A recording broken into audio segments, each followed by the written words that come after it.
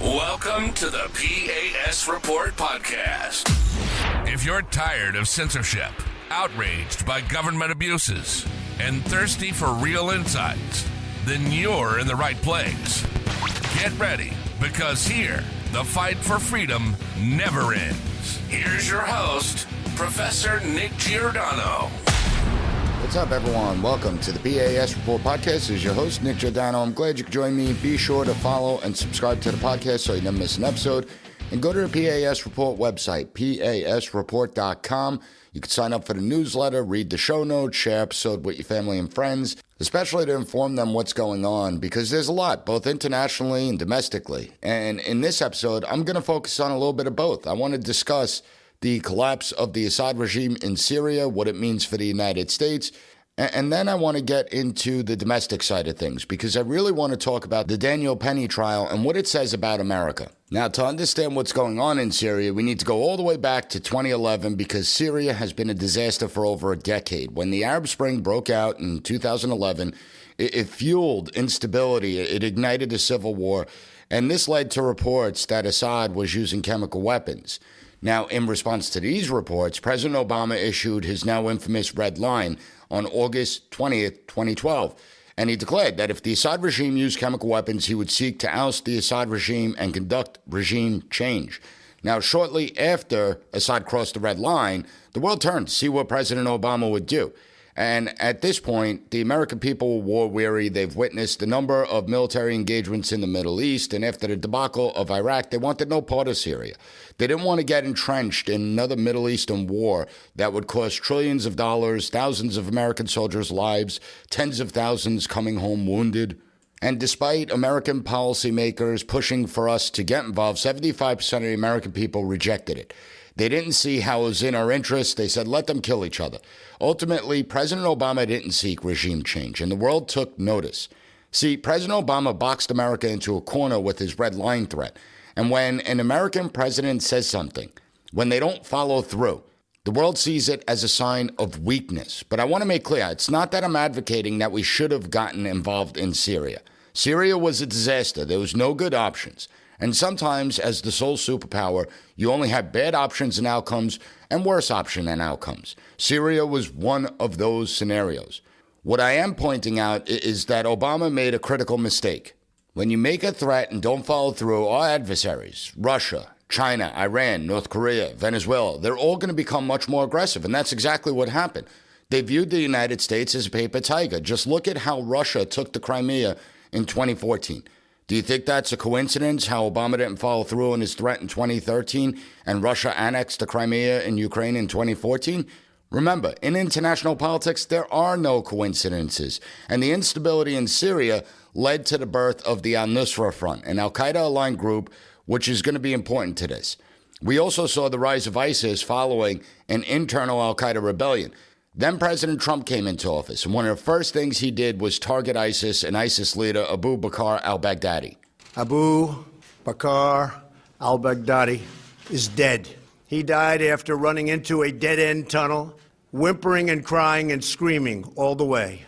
Baghdadi and the losers who worked for him, and losers they are, they had no idea what they were getting into. In some cases, they were very frightened puppies. He died like a dog. He died like a coward. He was whimpering, screaming, and crying. He was a sick and depraved man, and now he's gone. Baghdadi was vicious and violent, and he died in a vicious and violent way as a coward, running and crying. While the civil war continued, Assad seemed to have gained the upper hand, and things appeared to stabilize to a certain degree. Then last week, everything changed. We saw in blitzkrieg-like fashion Syrian rebel groups. They quickly took the city of Aleppo, Homs, and then Damascus. Assad did not fight until the end like Muammar Gaddafi or Saddam Hussein. He fled the country, and he was granted asylum in Russia. So what changed? Perhaps it was the fact that Russia couldn't prop up Assad anymore because of everything going on in the Ukraine. Hezbollah couldn't send in thousands of fighters to help reinforce the Assad regime either because of what Israel has done to Hezbollah. They've destroyed the command and control structure. and Assad's own military units abandoned their post. But the real question is, what are the implications? We need to know who these rebel groups are. What does Assad's fall mean for the Middle East? What does it mean for the United States? You have American policymakers cheering this on, seemingly learning nothing over the past 20 years. And I want to discuss it when I get back from a quick break. So everyone, hang tight. We'll be right back. Welcome back to the P.A.S. Report podcast. So now, Bashar al-Assad, he didn't take the path chosen by Saddam Hussein and Muammar Gaddafi. He chose to live. He fled the country. And what we're talking about is what comes next. Before the break, I explained how there are many American policymakers cheering this on. Some are even going so far as to herald it as a new era of freedom that's going to send reverberations throughout the Middle East. Unfortunately, these people are relatively clueless, and our policymakers don't understand the Middle East. They're more intent on crafting policies based on how they want the world to be rather than how it actually is. And once again, our policymakers, they demonstrate their short-sightedness. As the Assad regime in Syria collapses, this is not a new era of freedom. And these policymakers, they made the same mistake with the Arab Spring. When the Arab Spring first started, you had a bunch of morons cheering it on. They were saying it's all about freedom, that the people of North Africa and the Middle East have shown that they're tired of these oppressive regimes, that this is a new era in Middle Eastern politics. But let me ask you something. The Arab Spring impacted more than a dozen countries. Some governments fell, others remained. But in all countries where we saw the Arab Spring, how many of them are free today? How many of them implemented democratic reforms?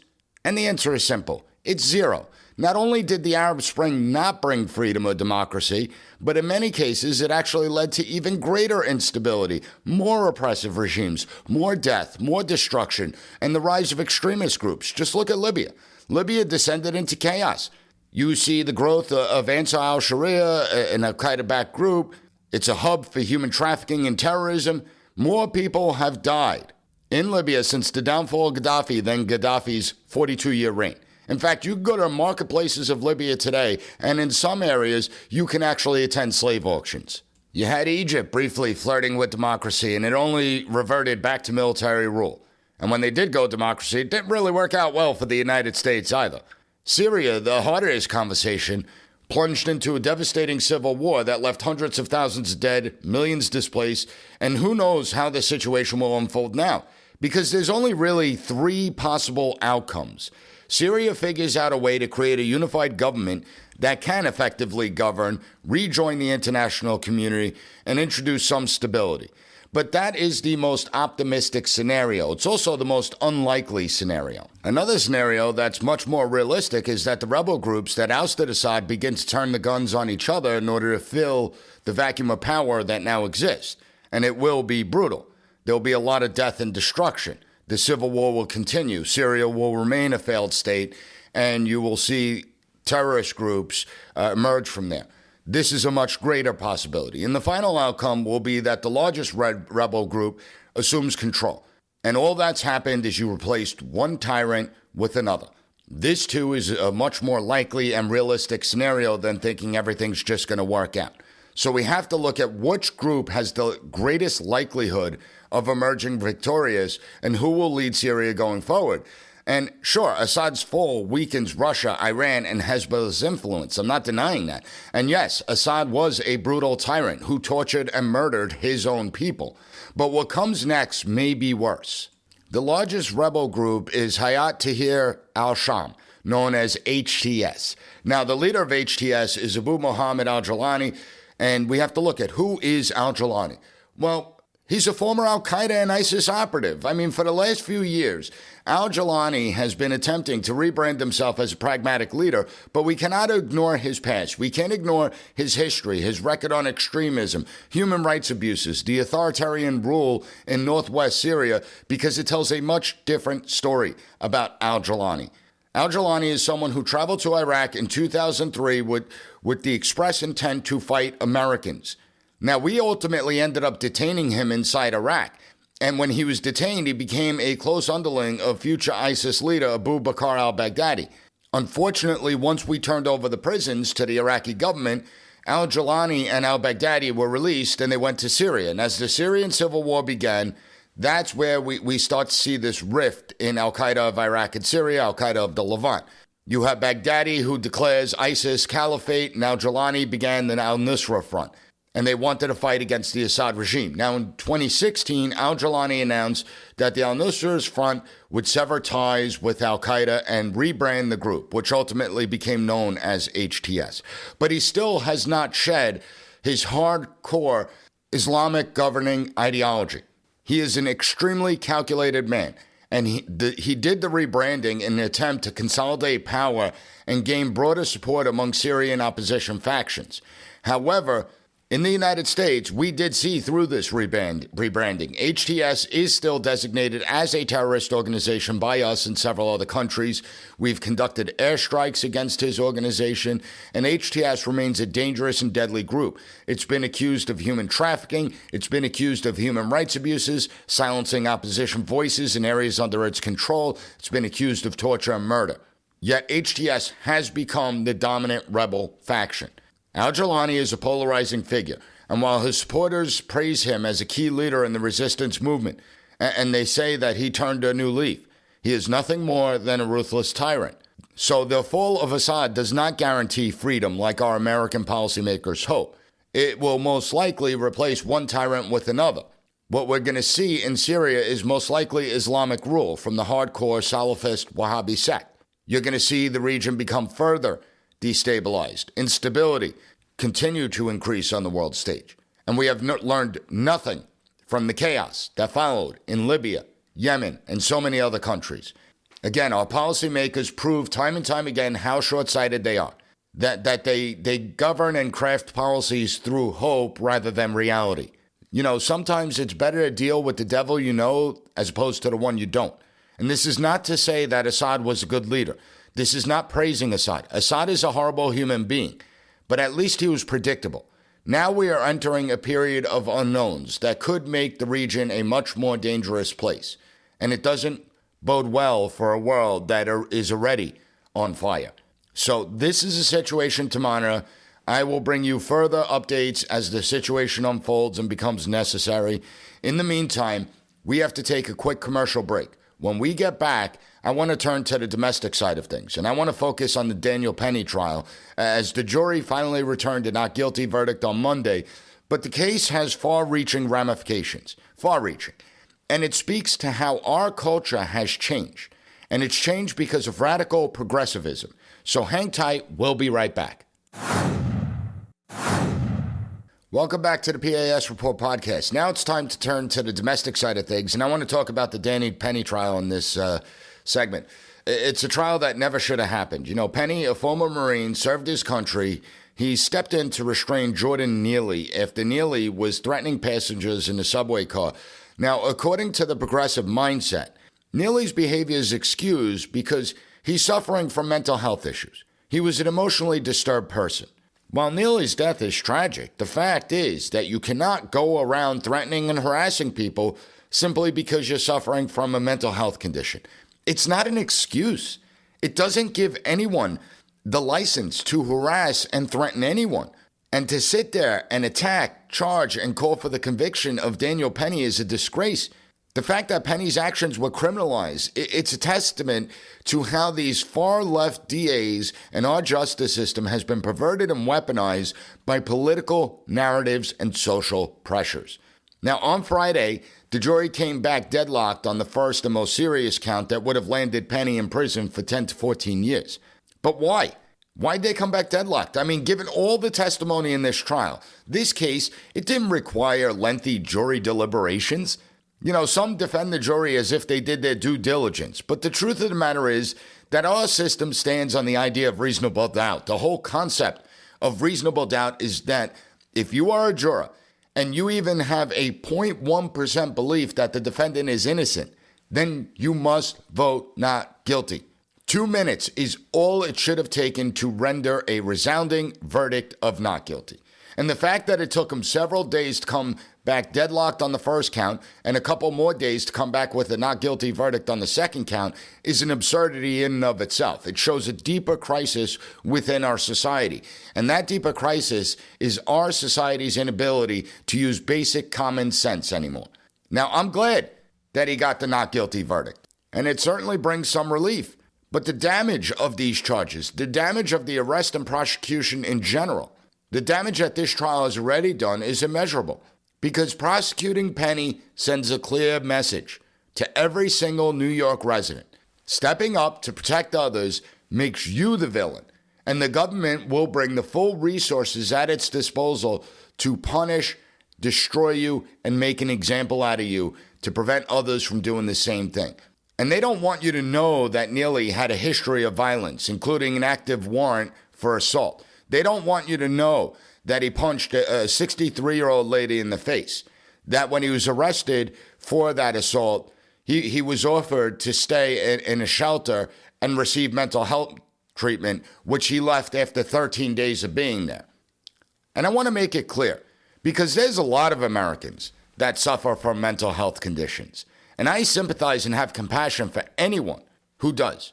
But just because someone may suffer from mental health conditions, it doesn't give them a right to threaten, harass, and potentially harm innocent people. And the truth of the matter is that the millions of Americans who are suffering from mental health issues, 99% of them will never engage in an act of violence in their lives. 99% of them will never threaten or harass anyone. So let's stop demonizing them. And that's all you're doing when you try and prop up Jordan Neely and say he's not responsible for his actions. We need to stop with the excuses. Penny's response was not born out of malice. He didn't go on that subway car wanting to kill anyone. He didn't kill anyone. Jordan Neely was still breathing. What Daniel Penny did, it was an act of instinct to protect those around him from what could have been a tragic escalation. There's not a single person in that car that knew whether or not Neely had a knife on him and would actually use it. There's not a single person in that car that knew whether or not Jordan Neely would attack someone. It had nothing to do with race, despite what the race hustlers want you to believe. And the majority of the people in the subway car were minorities. They were from minority populations, and they were grateful that Penny restrained Neely. How would you feel if you were in that subway car? Should Penny have waited until he began insulting someone? Should Penny have waited till Neely pulled out a knife and stabbed someone? But see, the DA's office here in New York City, the cesspool it's become, they don't care. Samaritans, good Samaritans are not welcome. You have to wait until someone is injured or killed before you can get involved. Now, instead of applauding Penny's bravery, we saw this rush to demonize and criminally prosecute him. They attempted to paint Penny as the villain and Neely as the innocent bystander before the facts were even clear. And they're still going with that narrative. It's a narrative that's become one of race and class rather than focusing on the truth. And Democrats reject truth. But the simple truth is that Penny acted to stop a threat. Neely's family failed Jordan Neely, not Daniel Penny, not the innocent subway riders, not our society. And this trial has long-term ramifications because it discourages people from stepping up in moments of crisis. And if you act to protect others, well, then you're the next target. You could be prosecuted, have your reputation dragged through the mud, have your economic livelihood destroyed as you have to hire expensive lawyers to defend you. Not only are you going to be prosecuted criminally, you're also going to be targeted civilly as well. Your life has to be put on hold as you're vilified in the court of public opinion. We now live in an era where facts and evidence take a back seat to preconceived notions and identity politics. And the bottom line is this: no one should have to second guess whether saving lives will cost them their freedom. Yet that's precisely the environment that the progressives have created. That's precisely the environment this trial has created. It is a miscarriage of justice, and not just for Daniel Penny, but for society as a whole. And we have to ask ourselves, what kind of America do we want to live in? What kind of society are we becoming when good Samaritans are punished instead of being celebrated? Where the ones who are actually committing the crimes, harming society, harming individuals, where they're elevated. So it goes much deeper than people think. It's actually a cultural problem, and I'll explain that when we get back from this quick break. So everyone hang tight. We'll be right back. All right, everyone, welcome back to the P.A.S. report. Now, before the break, I alluded to how the Daniel Penny saga is not just a legal issue, how it's a cultural issue, too. And it speaks to a broader shift in America, where things like personal responsibility, civic duty, and the idea of being a good Samaritan, they're no longer virtues to be admired in the United States, but they're liabilities to be avoided. And it hits at the core of the American identity. This is an intentional shift. See, once upon a time in America, stepping in to help someone that was in danger was seen as an honorable and noble act. Now it's a gamble. You're taking a risk. And the erosion of these values have real consequences. We're seeing a society where fewer people are willing to act because they fear retribution. And this was already a problem because everyone goes to take out their damn phones the minute something does happen. They don't get involved. And the crazy part is that the Good Samaritans, the people who are willing to act, that don't, it's not that they fear individuals. They don't fear retribution from ordinary people. They fear retribution from the government itself. It's also a deliberate attack on the very essence of the American identity. See, this shift didn't happen by accident. It's an intentional agenda by the far left to dismantle the values that have made our nation great.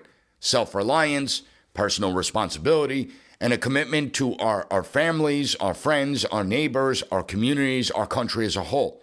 So you have the far left that wants to replace these American virtues with the culture of dependency on government, because that's what it comes down to. They want to convince the American people that the government, not we the people, but the government is the only entity capable of providing safety, security, and fairness. They're the only ones that could do it. Citizens are discouraged from stepping up in moments of crisis. And the message becomes clear. Don't act. Let the state handle it. This dependency, it's not just encouraged. It's actually mandated. It's mandated through the fear that we're seeing, mandated through the legal repercussions and the public shaming.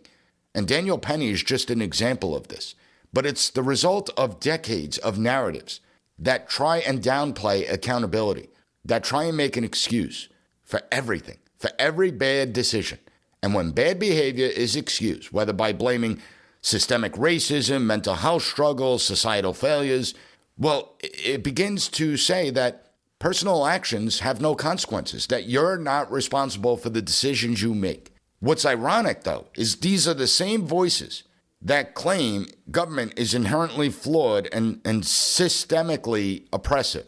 They argue that our policies are rooted in racism and inequality, and they've created the very societal problems that led to the Jordan Neelys of the world. So it's interesting, right? Because on one hand, they're saying that our government's to blame for everything and the problems within our society, yet their solution is to empower that same government apparatus that they claim is racist and oppressive. It's a paradox that's truly baffling to understand, but it reveals the idiocy of their arguments. If the state is as oppressive as they claim, why would they give it even more control over our lives? Why? So it's an agenda that's misguided and dangerous. It undermines the concept of self-reliance. It replaces it with the victimhood mentality that excuses bad and irresponsible behavior. You are in charge of your own destiny in the United States. Stop making excuses. Jordan Neely is the case in point. His struggles with mental illness, they deserve attention, but they don't absolve him from his responsibility that he has to coexist peacefully with others. It doesn't give him license to sit there and aggravate and harass and threaten other people. As I said before, millions of Americans suffer from mental health conditions, and the overwhelming majority of them will never engage in acts like that. They'll never engage in acts of violence in their lives. They'll never threaten anyone. So stop demonizing a whole group of people. Hold him accountable, but instead of holding him accountable, the blame is shifted. They attempt to absolve him of responsibility for his actions, and the leftist narrative turns Neely into a victim and Penny as the aggressor. See, what this all comes down to is the decline of civic duty that has fostered this level of apathy. How often do we see stories of people walking by a victim in need? They keep their heads down, unwilling to intervene. I remember a few years back, Connecticut, guy gets hit by a car, laying in the middle of the road. People are taking out their videos and they're videoing it. Some ran to call the police and everything, but nobody went out to comfort the man that was hit by the car in the middle of the road and left there to die. Nobody went out to do it. What happened to our humanity? What happened to our civic purpose? See, the Daniel Penny case reinforces this trend. If stepping in is going to get you in trouble, why bother, right? So it's a cultural decline that goes deeper. It's the loss of the shared values that we're supposed to have. Civic responsibility is at the heart of a functioning society. It's what compels us to go out and vote. It compels us to stand up for what's right. It compels us to protect those in need. And without it, we become nothing more than a nation of bystanders. content to let whatever happen as long as it's not touching us personally. But the second it does touch us, wouldn't we want a good Samaritan to get involved? We need to call out the left. We need to stop the attacks on personal responsibility. What makes America unique is Americanism. From the very beginning, this nation was built on the idea that individuals are capable of governing themselves, that communities can come together to solve problems, not with government, and that personal accountability is the foundation of our functioning society, that you are responsible for yourself. The far left's push for dependency, it's an assault on these principles. And they want a nation where people no longer look to their own skills, no longer look at their neighbors or their communities in times of crisis. Instead, they want us to instinctively turn to the government, a government that seeks more control. Because in the end, that's what it's about. It's about power, plain and simple. A population that depends on the state, it's easier to manipulate and control. It's the Marxist way of thinking. And the far left's policies, they exacerbate the very problem that they claim they want to solve. They excuse the bad behavior as a consequence of systemic oppression. Well, what does that do? It fosters a culture of irresponsibility. And now we're going to see less people intervening in dangerous situations. Communities will be less safe. And those on the lower socioeconomic scale are going to suffer the most. They're going to bear the brunt of these cruel policies, of this shift in culture. Because if you dismantle the idea of civic duty, you erode the social fabric that holds our country together. And if we lose it, we lose what makes America exceptional. See, the solution is to reclaim the American identity, teach it, inform people of what it means to be American, why values like self-reliance and personal responsibility are so important. It's about understanding that real security, real fairness, it doesn't come from bureaucracies or government programs. They just provide the illusion. It comes from us. It comes from our communities where people look out for one another. People take responsibility for their actions. People take care of their families. People fulfill their civic obligations. And the Daniel Penny saga should serve as a wake-up call. Are we going to continue to allow the far left to redefine America as a nation of dependency? Or are we going to stand firm in our belief in personal responsibility, civic duty, and self-government? The answer to that question determines the future of our republic. And we need to remember that stepping up to protect our fellow Americans, it is a moral obligation and a cornerstone of any civilized society. We have to push back against the toxic narratives that discourage it. We have to stand up for the principles that make America strong. This is our choice, and we are the ones that will decide the future of this country. Now, if you found the content of this episode informative, please give the P.A.S. Report podcast a 5-star rating. Take 30 seconds to leave a review on Apple Podcasts, Spotify, or any other podcast platform that allows it. And share this episode with your family and friends. I want to thank you for joining me, and I'll be back on Monday with another great episode of the P.A.S. Report podcast. Thank you for listening to the P.A.S. Report. Don't forget to rate, share, and hit that subscribe button. That way you'll never miss an episode. For more exclusive content and updates, visit us at PASreport.com and follow Professor Giordano on all social media platforms at P.A.S. Report.